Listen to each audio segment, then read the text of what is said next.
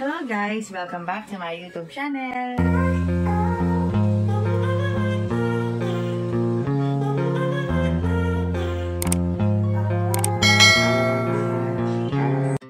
Kaitlyn Biray at Bea De Leon, dating magka-team na Choco Mucho pero ngayon magkaiba na ang kanilang team. Farm Fresh Foxes na ngayon si Kaitlyn, samantalang si Bea De Leon ay nasa Creamline na. Kahapon nga naglaban ang dalawang koponan. Spotted ang sabay nilang pagdating sa venue. Marami na namang natuwang mga fans ng Kait Bea. Napaka-blooming talaga ni Kaitlyn Biray at hinihintay niya pa talaga si Bea. Noon nga, lagi silang spotted na magkasama. Low-key lang ba talaga ang Kait Bea o for real na? Sweetness overload ang hatid talaga ng Kait Bea. Kahapon nga, napansin ng mga fans na nag-cheer talaga si Bea kay Kaitlyn Biray. Napabuntong hininga pa to nung nakita niyang naka-black si Kaitlyn Biray.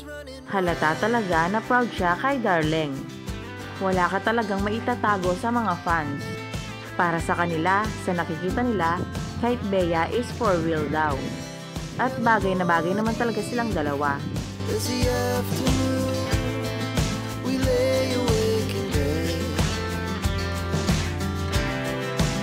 So loud as the hours pass, we're gonna do it all again.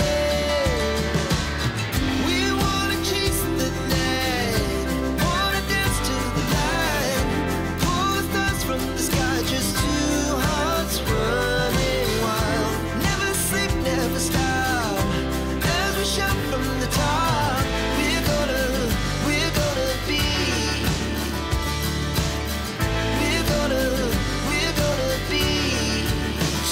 Running wild.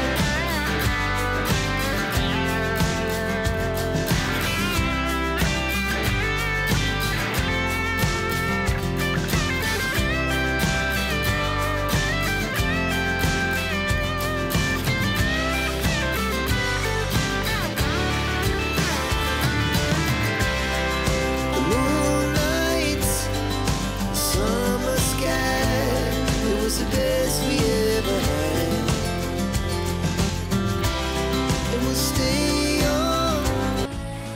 So, ayun na nga guys. Kung nagustuhan mo ang video ito, huwag mo naman sanang kalimutang mag-like at mag-subscribe. At pakipindutin mo na din ang notification bell para lagi kang updated sa aking mga videos. Thank you! Bye!